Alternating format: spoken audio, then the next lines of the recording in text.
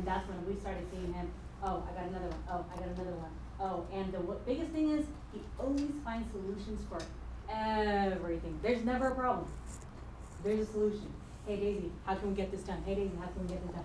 So he's done the office all the time. Even to prep for this class, did you take a look at my slides? Did you take a look at this? What's your feedback? Always getting that constructive criticism, which I love.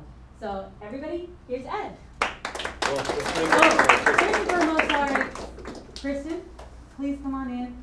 Thank you. Home warranty. Oh no, wait a minute. No, come on over. So she takes care of all of our home warranties. I mean, man, any type of questions, I'm always calling her. Anyone that needs home warranty from, let's just say, my previous buyers or even myself. Yes, right? we just Even did myself. yours. Yeah, she just did mine. Bill takes care of that as well, with her as well. Please. Yeah. Kristen Gutierrez, Older Public Home Protection. I want, really quickly, I did put out a little flyer that we have. When you do your home warranty coverage, we have different levels of coverage. And the different levels, what that means is that we always help mitigate the cost with the home warranty, but we don't cover everything. And so the better the plan, the lower out-of-pocket cost at claim time for your homeowners. And so this sheet, I think, does a really good job of showing you a claim that's a motivational claim and what your client will pay out of pocket depending upon the coverage that they buy. And so I think that this is a really good visual for you guys, and I'm always helpful. I mean, here to walk you guys through it or to explain things. And what she said about Ed with like nothing's a problem, I can tell you we've done a lot of deals together and he's had some problems. Well, we've had some superlateral issues, we've had some stuff with the home warranty. But it's literally, she's right, it isn't a problem. He's like, all right, Kristen, what can we do? All right, what can we help you with? Okay, if you can't do it, what can I do? Like, who do I call? Just tell me what to, like, help me get there. And let's figure it out for my client. And it's true, he just somehow gets it done. Yes. Yeah, that is my experience with him as well. So, my information's on here. If you guys ever need anything, I'm around, happy to help with anything. And we had a little food issue, a little catering issue this morning, but the food is on its way, hopefully. It better be. So thank you guys. First we will have an IOU coupons to serve. No, we will not. I'll be here. All right, so now we're gonna bring up Ed. Let's go.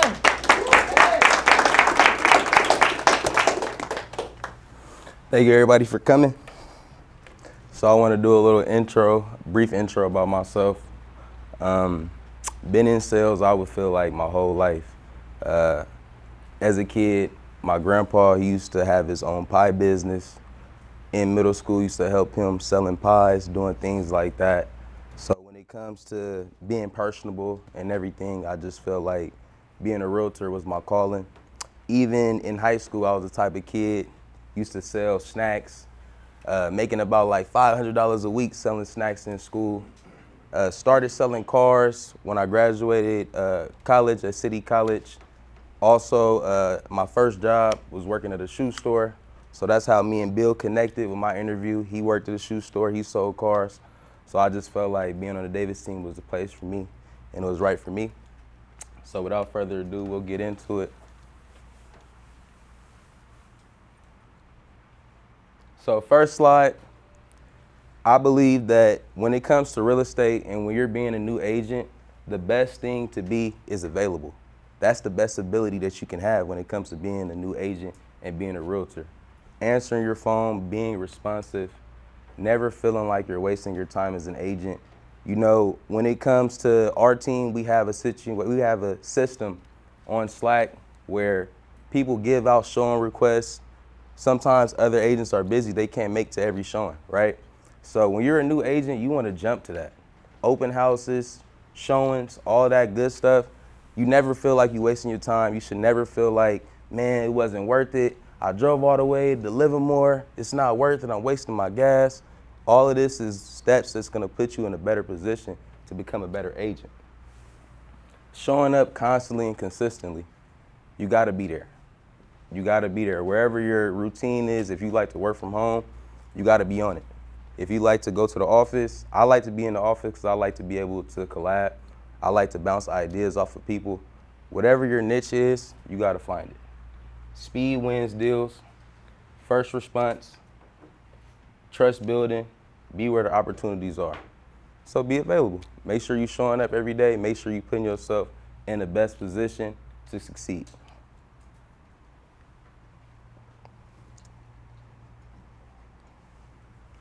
Finding the right system. Don't rely on motivation, just motivation, rely on systems. So with the Davis team, we got a whole bunch of systems. Whether you want to find a mentor, you want to be a solo agent, you need to have at least a mentor. You need to have somebody that you can go to, someone that you can bounce ideas off of, because it's going to be little nuances to deals. You're not going to know every single thing being a new agent. So my idea, I had started off with a mentor, wanted to help her build a team, didn't work out. Sometimes you got to use people and you got to help, people got to help you and they can't take you as far as you want to go, right? So you need to put yourself in a position where you know you can succeed. Luckily, I got my guy, Bill. Man, he one of those people, he gonna lift you up. If you hungry, if you got the ambition, this is where you need to be because it's no holdback whatsoever, right? If you would have told me last March that somebody that's not even on Zillow leads, that's not even having access to Movado leads would be doing a masterclass a whole year from now in 2026, I would have said you was crazy. You know, so that's just the type of, you know, the type of resources that we have when it comes to the Davis team, when it comes to finding that right system. You got to be in the right place if you want to succeed. Building your lead generation, creating your follow-up system. And then another big thing is you never stop prospecting. You know, it happens to the best of us. Last year, I had a really good fall. I closed 3 deals in November, ended up closing a deal in December. I kicked back for the holidays. I wasn't making as much calls in December, and my pockets felt it in January. So you don't never want to stop prospecting. You want to always be looking for that next escrow, looking for that next lead. So you always want to be making phone calls wherever you feel like is the best value when it comes to finding that lead source, social media, sending out emails. Even if it's just as simple as you going to your church, you know people that's looking to sell their home, buy their home, inquire with them, talk with them. You know your auntie been a homeowner for a certain amount of years, talk with her. Let her know about the resources that you got available. Let her know about how the real estate market is trending. So never stop prospecting, create your own follow-up system. We have a system called Follow Up Boss. That way we are able to keep track of all our leads. So wherever type of system you're doing, if you don't have a system like Follow Up Boss, figure out something that works for you. Whether you got a planner, whether you got something where you keep certain files for each lead, you want to be able to keep track of everything. The little things matter. You want to be able to stand out amongst the thousands of agents in the Bay Area. You want to remember people's names, you want to remember people's kids' names, all that type of stuff helps you. All that type of things separates you from others. Stay organized as possible. Plug in and trust the process. So this one right here, got some notes to tie into. Okay, so this right here, plug in, trust the process. Sometimes deals fall out of contract. Sometimes things don't go the way they plan. You know, Miss Christine, she even just mentioned while we in escrow, it's a whole bunch of problems, a whole bunch of obstacles that you may encounter. So you want to plug in, you want to trust the process because your buyers, your sellers, they're trusting you. So if you don't trust the process, if you're not able to educate them and being able to plug in, then how can you be that confidant? How can you be that person that they can confide in, that they can trust and know that you're going to bring them across the finish line? Stay as organized as possible. I know one of my biggest issues growing up in school was organization, procrastinating. So being a realtor, it's helped me tremendously when it comes to being better in those areas. And then also, you know, having different systems in place, going back to the last slide, different systems in place to be able to refresh your memory. When you got those systems and you have those things at the forefront within your database, it's easy to trust the process and it's easy to plug in.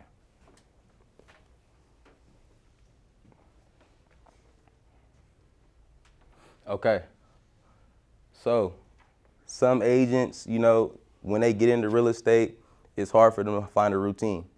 I know with me, it was a little hard to find a routine because coming from, you know, working a job and then trying to figure out times to prospect, trying to figure out the right times to call people, you gotta have a routine, you know. A chaotic realtor, somebody that doesn't have a routine would be somebody that wings it every day, you know, that stays busy. They're having leads, they're touring, they're showing homes all around town, doing open houses. They're not tracking their leads. They're not keeping track of the conversations that they're having. They're not taking those mental notes. You know, when I leave a showing, when I leave a tour, sometimes if I talk with a client for a very long time and I know it's one of those things where, you know, they done mention their kids' names to me, they done mention to me all their wants and needs, sometimes it's good to even put some notes on your phone. You know, especially if you know you got a busy day, you might have another tour with a new client right after that. You want to be able to give that new client your utmost attention. That way you can have all those mental notes right in your phone, right at your disposal. So when you get home, you're able to plug it into the database, you're able to upload it with that leads file, and you can have everything on track. You don't want to be the type of agent that doesn't track anything, that misses follow-ups, and you don't want to be hoping anything closes, right? You want to be in a position where, hey, we do this and that. I have this game plan set up for my client. I know it's going to close, okay? Missing follow-ups, what that looks like in my head, my idea of missing follow-ups are important things, important milestones, right? Being an agent and helping out people, it has to do with building that rapport. It has to do with, you know, focusing. One thing I like to say is I like to focus on relationships, right? I like to focus on building relationships with clients, building relationships with people before the money. Of course, everybody want to get the money, everybody want to close deals, but if you focus on building those relationships and you focus on paying attention to your client's needs, the money's going to come. So missing the follow-up would be, say if you're talking to a client, you know they're having a really hard time, family emergency, family member died or something like that. You want to be able to talk to them, you know, a week later, a couple of days after, hey, checking in, I hope everything's okay with you. You know, things like that, it stands out to people. You don't want to miss things like that. Even if it's something as simple as somebody's birthday, you know, someone's kid's birthday, man, you'd say, happy birthday to little Johnny. I remember his birthday was last week. That goes a long way, right? You want to do everything you can to separate yourself from the other agents. One thing that worked for me when I finally started getting everything to click, I just kind of dumbed everything down a little bit and just slowed everything down, the whole process. I felt like when I first became an agent, my first couple of months, I got on Zillow, I got on Movado, I would say the end of last March or beginning of April.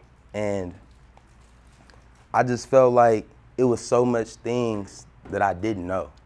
You know, a lot of things that I didn't know. I'm like, how am I going to be able to separate myself from somebody that has more skin in the game than me?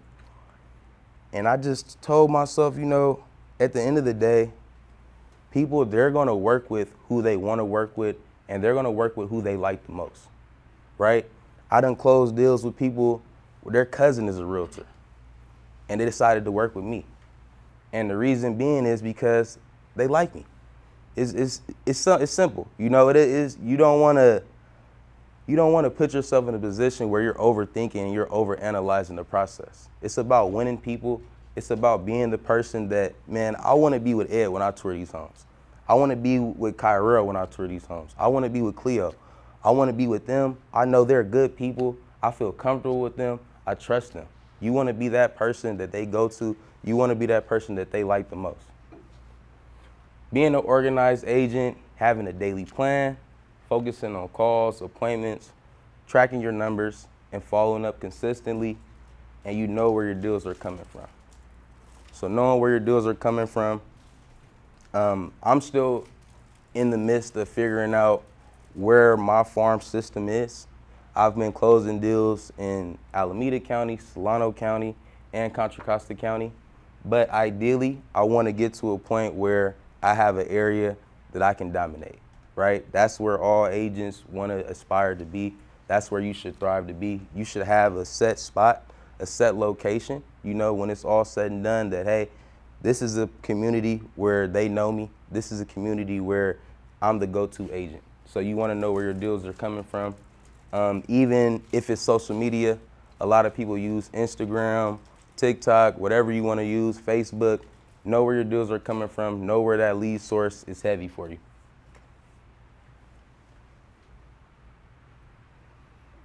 Okay, so this is one of my favorite slides right here. Focusing on what you can control.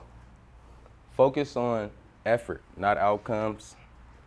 Break everything down. Real estate is a long game. So, focus on what you control. Don't worry about the outside noise. You might hear me say this more than one time. You gotta block out the noise, you know? You gotta block out the noise. You gotta focus on what you can control.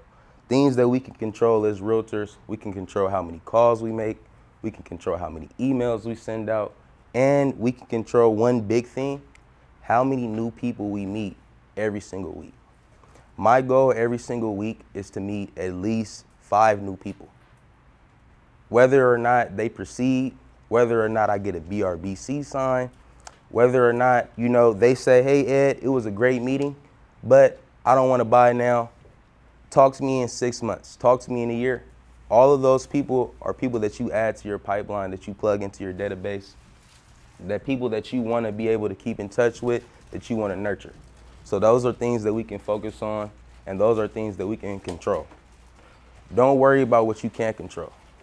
You can't control you feeling like you had a really good appointment, you had a really good impression on someone, and they go another route. It happened to me on Saturday. On Saturday, I met with a couple and their family. Man, I felt really good about it. They laughing at all my jokes. I'm feeling like, man, I got them in a bag. They said they know Blanca. Blanca's one of our lenders on the team. I'm like, oh yeah, I got him. He like, man, the landlord want to move back in the house we renting that, all this type of stuff. I'm like, oh, this is another one in the bag. I got him. I got me one. Text them on Sunday. Hey, it was great meeting with you all. Can't wait to start touring again. Hey, Ed, it was great meeting with you too. Oh, y'all really got him. Monday hits. Hit him with, hey, man, when can we talk? When can we chat? We decided to go another route. We have another realtor. It happens.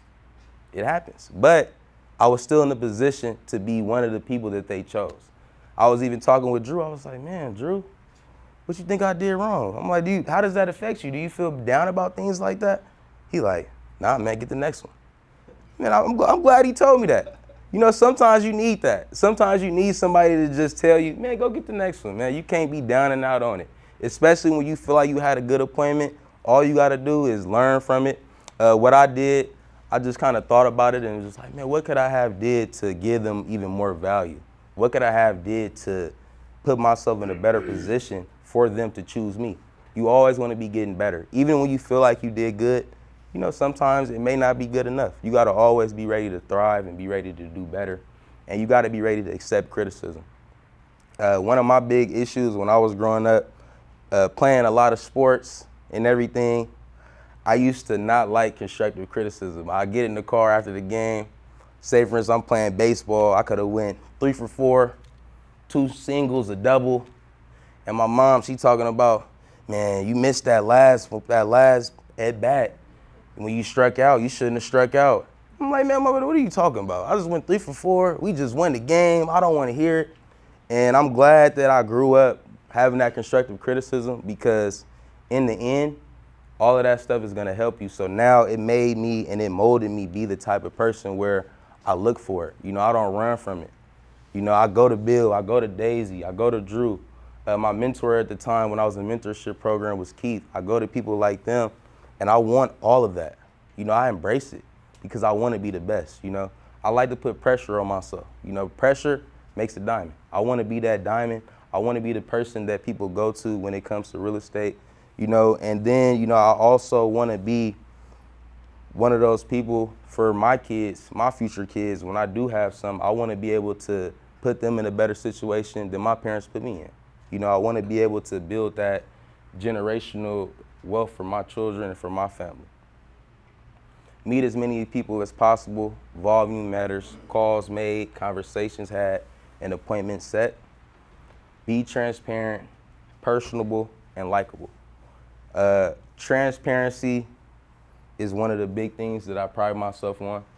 You know, I don't never want to put any buyer or seller in a position where they feel like I'm not being honest, or they feel like they don't know what's going on in the end, you know.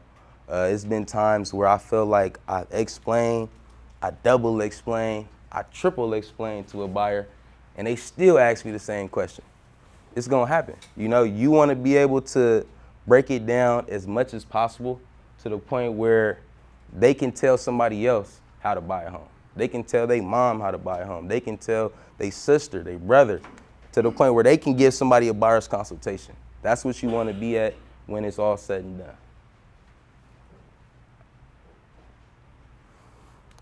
So just a little more in depth about focusing on what we can control. What we can't control: calls you make, people we meet, following up consistently, market knowledge, and things we can't control: market condition, interest rates, clients' decisions, competition, right? So market knowledge, you want to be sending out those market update emails to those nurture leads. You want to be on top of them, you know. I like to send out at least 1 to 2 emails a month to people that are 6 to 12 months out, right?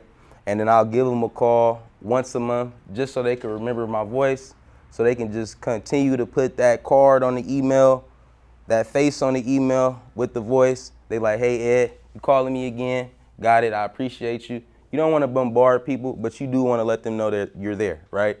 Because when that time does come, say for instance, they run into a lump sum of money, something happens where they have to move out, they need to buy, you want to be that person that they go to. You want to be front and center. You want to be on the front of their mind, okay?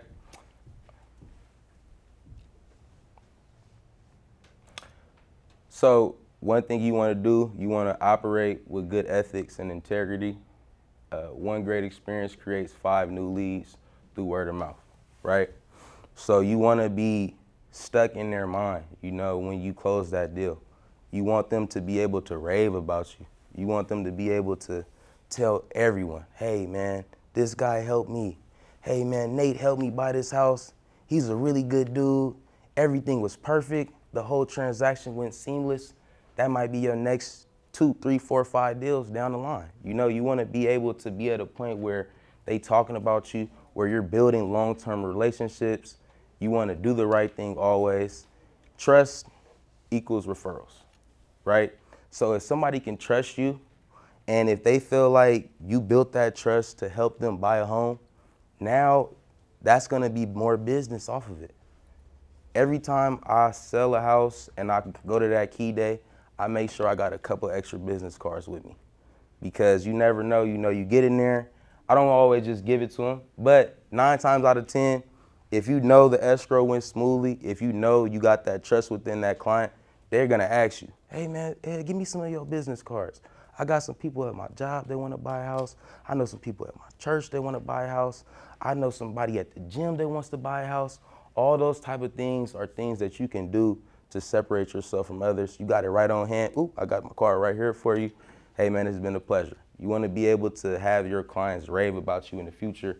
You wanna build up that trust. You wanna build up long-term relationships. You know, buying a home is bigger than buying a car. It's 9 times out of 10, it's the biggest purchase someone has ever made in their whole entire life. So they're gonna look at you more than just a realtor. You know, they're gonna look at you like somebody that's a family friend, you know, and you want them to look at you like that. You wanna be able to put yourself in a position that you built enough trust for them to look at you like that, right? You don't want it to be just about the business. You know, you want them to look at you in a deeper look. You want them to feel like, hey, this guy is here in my corner. This guy is somebody that I invite to my wedding. You know, this guy is somebody that I would invite to my birthday party or something like that. We having a gathering for Super Bowl Sunday. This is somebody that I might call and say, hey, yeah, man, what you doing, man? The house that you bought me, we're throwing a Super Bowl party. You want to come by? You want to be that type of person? We having a housewarming party. Hey, you want to come by? You want to be that type of realtor that they feel comfortable enough to do that with. Build a client-first code of service that guides every decision. Stay current with the market changes. Define your niche. Serve your target clientele with excellence. So defining your niche, I would say I'm still in the midst of finding my niche. I know I got a couple of things that I feel like are mine. I feel like, you know, one thing that I do to kind of separate myself from other realtors is I just make sure I'm really personable. I make sure I pay attention. I make sure that I'm really empathetic to the point where I can feel what their wants and needs are. I make sure I pay attention to the utmost. So finding your niche, finding what helps you separate yourself from other realtors, that's another big thing right there. They can help you out when it comes to being a new agent. Eat what you kill. So everybody that's been a realtor that done closed deals, you know, if you don't close a deal, you're not getting paid. So you got to eat what you kill. I was just in front of the office earlier this week. A young lady, she asked me, she was like, how do you all get paid?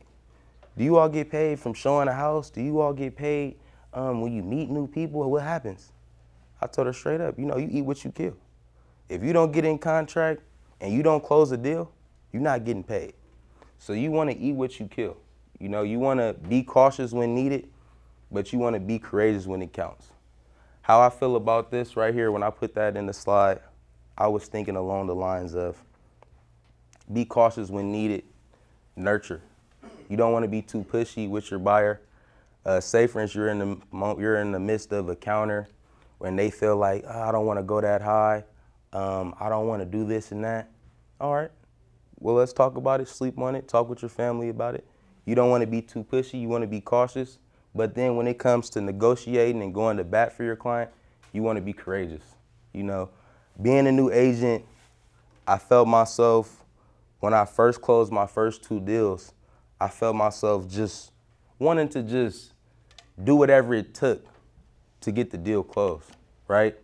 And sometimes wanting to do whatever it takes to get the deal closed is not the best for your client. You can't be nervous. You can't be worried about what that other side thinks when you're negotiating. You know, you got to do what's best for your client. As long as you have some facts that back up what you're talking about, you want to be able to talk about those negotiations. You want to be able to have those hard conversations with that other agent that you're in contract with. At the end of the day, we have a fiduciary duty on both ends, right? So they want to close the deal just as much as you. You might have the buyer and they have the seller. Sometimes listing agents feel like they got the upper hand, but they can't sell a house without a buyer, right? So when you have your buyer, you want to do right by your buyer. You want to be able to be courageous when it comes to having those hard conversations. You want to be able to just put it all on the line and let them know, hey, this is what it is, you know. Talk with your seller, even if they may not like it, talk with them. And it's on that listing agent at the same time to do right as far as conveying and displaying exactly what needs to be done to that seller so they can be educated and they can know what you're asking for isn't too much. You know, let's work it out. Reality versus the standard. Resources are finite. You only get paid for what you produce. Offers are easy, closings are hard. Resources are finite. A lot of people are looking for homes, but a lot of people aren't ready to buy. So, resources are finite. You have to use everything you have when it comes to locking in that buyer, when it comes to locking in that seller. Standards, you know, be the calm in the storm, be tenacious, not timid. No excuses, ownership only. You know, sometimes, you know, you're going to get into deals and you're going to be at the point where you feel like, I've already told you this. You know, sometimes it gets to the point where you're talking with the client you all are in escrow, you all even may have even closed the deal, and they call you talking about something that you felt like you've already explained to them, that you've already told them, what I do is I don't make any excuses. It might even be a I told you so moment where you like, man, I already told you this. You don't want to tell that client I told you so. You want to be able to take ownership, and you want to be able to help them solve problems. Results equals income. Once we close deals, that's when the income comes in. So this is one of my mottos that I go by right here. And I feel like this is pretty much, what our job is as realtors. If you're not ready to be a professional problem solver, this is not the field for you. Because it's gonna be a whole bunch of obstacles.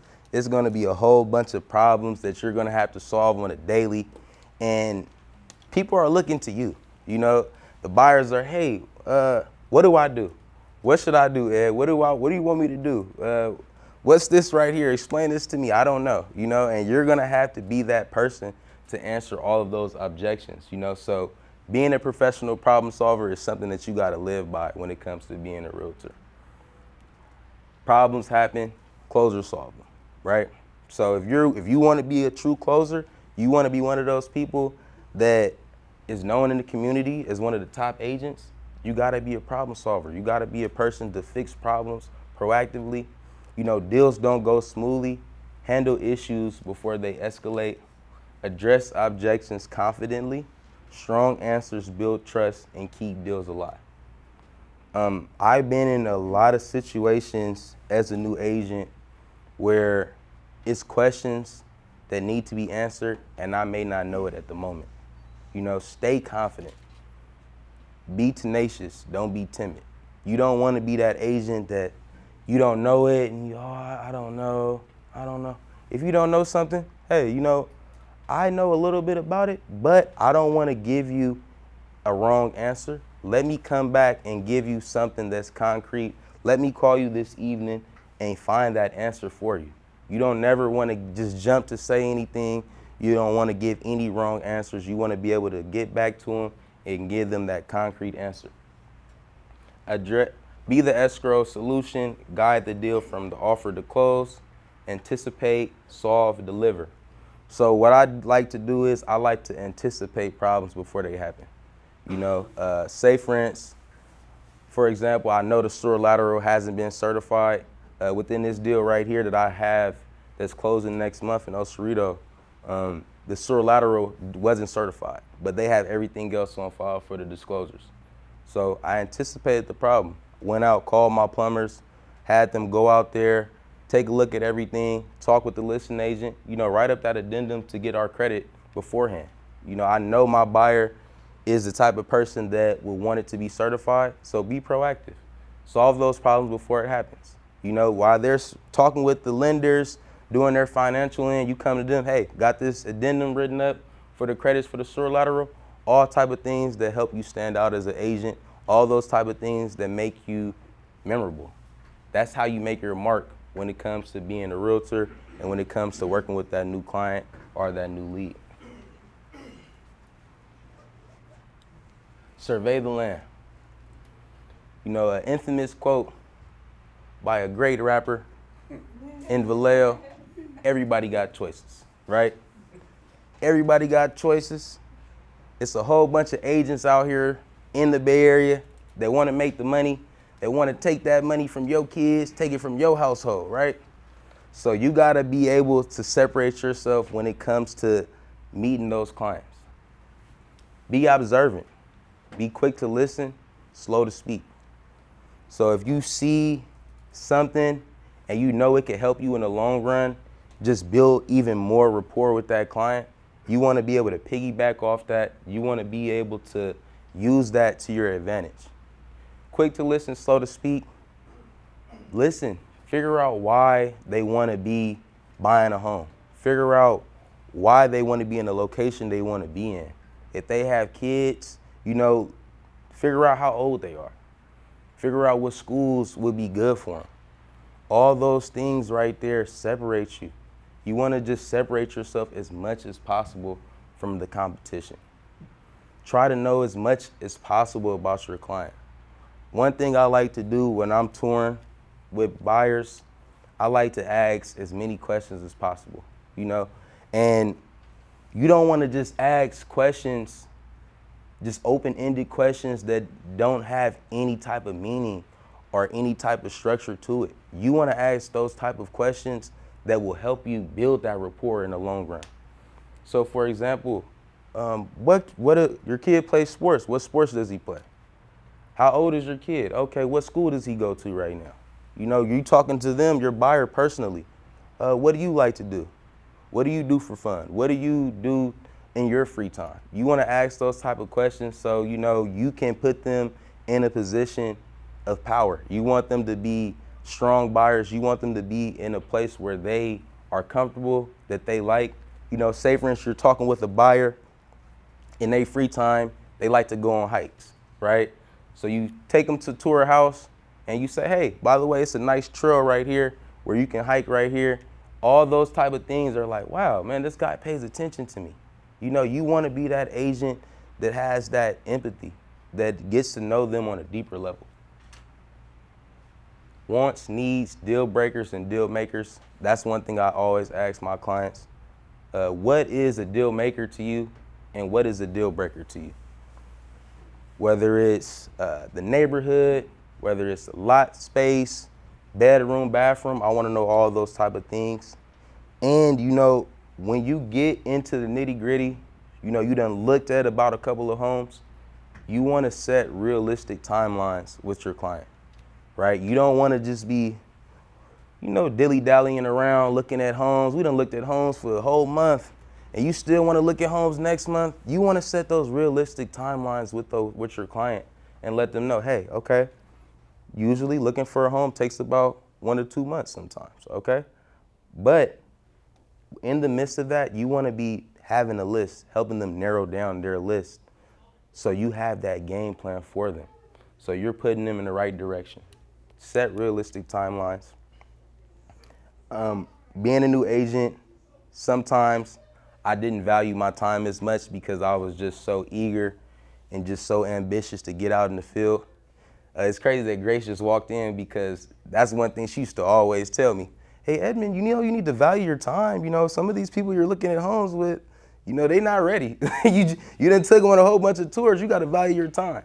So being a new agent, I do tread lightly when I say value your time because you're supposed to be available. You want to put yourself in a good position to make sales and to make that money. But you do got to value your time and you got to value your client's time. So make sure you're asking the right questions. Of course, when you get that initial call, you don't want to be going straight into the finances, asking them about how their pockets looking, if they ready to buy, all that type of stuff. But you want to make sure you're asking those questions about their timeline. When do you feel like you want to buy? What's a good time for you to buy? How long do you feel like you want to be looking for homes? What is your end goal, right? You want to be asking those questions so you can set up a realistic timeline and you can ultimately, at the end of the day, value your time.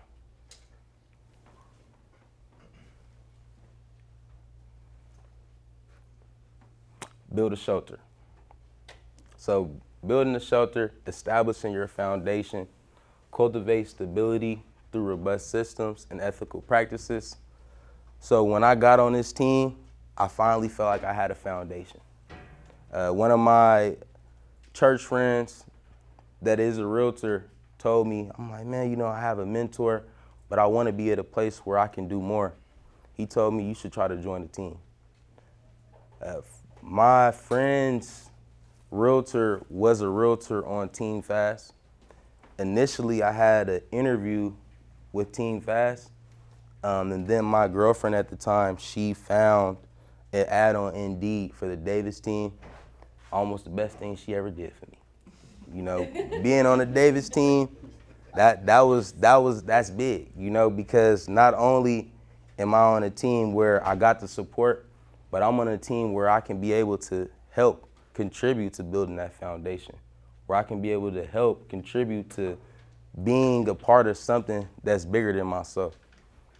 So you want to have a stable foundation, whether you feel like you want to just be a solo agent, you want to have a strong mentor.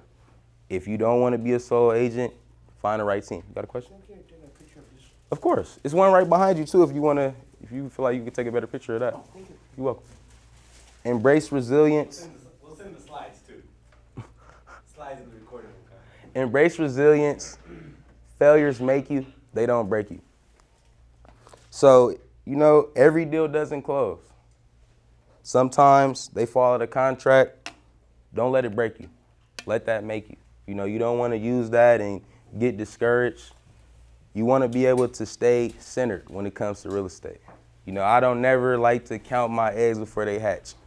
If I'm in escrow, I'm happy about it for sure. Once you get that offer accepted, it's like, woo, yeah, let's do it. But, you want to wait till it closes. I even like to joke around at the office. I don't like posting offer acceptance on my main page. I'll post it on my story, but I don't like posting it on my page too much. I feel like I'm jinxing it. You want to be able to close that deal. And say, for instance, go left. Don't let that break you. Let it make you. There's a few agents that think that way. Mm-hmm. Superstitious about it. Yeah, I am. I'm one of those. I'm one of those agents. That's how if I don't like to post it on my page, I'll post it on my story now. It could be every 24 hours. I'll post it on my story. Now, don't get me wrong. Might even post it on my notes. Hey, offer accepted. Hey, come by house. But when on that real page, I'm not doing it. Cultivate reputation. Stay around movers and shakers. Guard your circle. I want to be around the best. Even when I first joined the team, I know who the top agents are. I'm asking them questions like heck. I'm asking them, what do you do? What is it? I want to know. I want to be around the movers and the shakers. I want to be around people that make me better. They say iron sharpens iron, and you want to be around the sharpest people, right? You want to be around those people that you can learn from and that you can look at and be like, man, that guy's killing it. Let me try to see what he's doing. Let me try to use that to elevate myself and to light a fire under me. You want to be able to be around those people that are at the top, that are doing their thing, so you can ultimately do what you got to do. Anchor your routine. Implement a stable daily routine for consistent and focused effort. So, you want to have a routine, whether it's going to the gym, going to the office, whether it's getting up, going to the office, going to the gym at nighttime, making your calls, making your emails. You want to have to set up daily tasks. You want to be able to set up those appointments, reminders for when you need to check in with those buyers and those sellers. You want to have a good routine that'll ultimately help you stabilize your business. Advantages versus disadvantages as an agent. So advantages as an agent, your edge, energy, being fresh, that enthusiasm, time. You got more time than everybody. So this is the time where you need to be building that foundation, While others have leads like heck, they got sellers and buyers they chasing around, you got to be available and you got to be using all that to your advantage. Hunger, make sure that you're driven. When it comes to being a realtor, this is a hustle business. So you have to be ambitious. You have to have that hunger. You got to have that drive if you want to last. What's the percentage of realtors that don't last on the team? 10 to 20% don't make the cut. If you don't got 10 to 20% make it. Oh, 10 to, oh, see. 80 to 90%. Oh my gosh. Oh my gosh, even worse. You gotta hustle. You gotta hustle, man. You gotta be hungry. It gotta be in you, And if it ain't in you, you can get it on you. Just make sure you're around those movers and shakers. It'll rub off. Disadvantages, challenges to overcome, lack of experience, mitigate with mentorship. So a lot of agents, listing agents, they'll try to play on your lack of experience when you get your buyer in contract. You want to stand tall. Don't let the lack of experience discourage you. You talking and negotiating, they saying things that you may not know. Don't buck up against them and act like you know when you don't know. Stand firm, stand tall. Hey, okay, I understand. I'll talk with my buyer, I'll get back with you. Mitigate with mentorship. If it's something you don't know, talk to your mentor. I talked to Daisy. When I don't know something, I'll talk to Bill. I'll talk to my mentor at the time. If they not at the office, I'll talk to Drew. You gotta have people that you can talk to as a new agent, so when you are answering those objections, especially from other agents that'll try to, put their weight on you a little bit because they know, hey, I never seen this guy close a deal. I looked his name up. I don't see him having any reviews. All these people are doing things like that. It's 2026. Everybody got Google. Everybody's gonna look. They're gonna look you up. They want to see what you've been doing in the community. They want to see how many deals you close, so they can figure out how much they can get out of you and how much they can leverage on the end for their sellers or their buyers. Negotiating tactics developed through training. Man, one guy on our team, I talked with him. He did our last Masterclass, Armando. Man, he's one of those people that I talk with, and he actually helped me elevate my negotiation skills. My first 2 deals, like I said, I kind of was tiptoeing around. I'm like, man, I just want to close the deal. I don't want to mess it up. I want to close this escrow so bad. You can't feel like that. Be tenacious, not timid. For example, another example of a disadvantage as an agent, that how you can kind of use it to your advantage of lack of experience. A deal that I just got in escrow, I was touring with some buyers in El Cerrito Hills. And when we got to the point where we were almost about to get our offer ratified, the agent, he's like, hey man, I saw you sold a couple homes, but have you sold a home in El Cerrito Hills? I'm like, oh, no, I haven't. He's, oh, okay, it's a little different. It's like Berkeley Hills. It's like Kensington. It's a little different, the way we do it. This house is no way it'll go under 675. Okay. We'll talk about it. I'll talk with my buyers about it, So sometimes it's an ego battle, Don't let your ego and your pride get in the way of closing that deal or putting your buyers in the best position. I could have been like, man, do you know who you talking to? I'm doing a Masterclass next week. Don't talk to me like that. I don't care if I ain't sold a house in El Cerrito Hills, man. I know what I'm doing, I'm all right. Let's talk about it, Instantly change his tone. Now it won't go no less than 660. Now it won't go no less than 650. We put it on the black and white at 635. He ended up countering at 640. Now we closing at 640, And my buyers, they're ecstatic. They're happy about it. Don't get your ego twisted up. It's a battle, Sometimes listing agents, they can come on the phone real egotistical. Don't let it get you to the point where you feel like you got to buck up and you got to be like, hold on, man, I got some skin in the game. Nah, sometimes it's good to just sit back and just put it on the black and white, Other times it's good to talk about negotiations on the phone. Mental fortitude. Gotta stay strong mentally when it comes to real estate. It's gonna be some months where it may be slow. It's gonna be some months where you killed it. Mental fortitude is everything.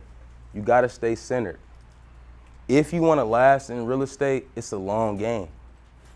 Everything that I feel like I'm doing right now is setting me up for my future. It's setting me up for the next 3 years, the next 5 years, to the point where I can be able to get those referral leads.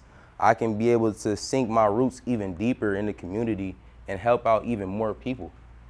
Build relationships and pipelines. You gotta look at the glass half full. This is not a glass half empty type of business, I was joking with one of my teammates on the team. She came in the office playing gospel music real loud on her phone. I was like, man, you feeling good today? She was like, this is a faith business. And I'm like, I know that's right. It is. It's a faith business. You got to put it all on the line. You got to be able to put yourself in a position where faith without works is dead. You got to stay encouraged, not discouraged, and make sure you're always staying balanced. This right here is my favorite slide that I put together. So one thing that my dad always says is, no one has ever built a statue for a critic, right? These two people right here, their name is Siskel and Ebert. They're failed movie actors, and they started getting their claim to fame by being movie critics. Now you can have a job being a movie critic, and they started it. Block out the noise. When I got my license, it was people telling me, man, COVID just ended. Look at the economy. How do you think you're gonna be able to sell a house? You really think you're gonna be able to make a living selling a house? You gotta block out the noise. You gotta believe in yourself to the fullest. If you don't believe in yourself when it comes to this business, you're not in the right spot. You gotta believe in it more than anybody else.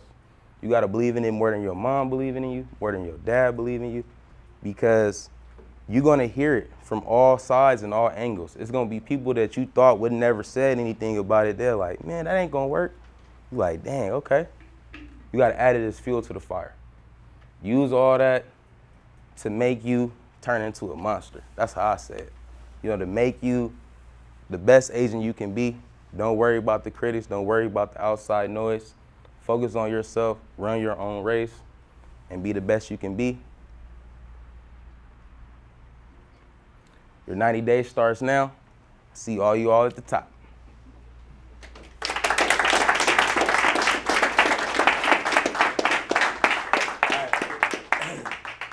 So hold on, you can't.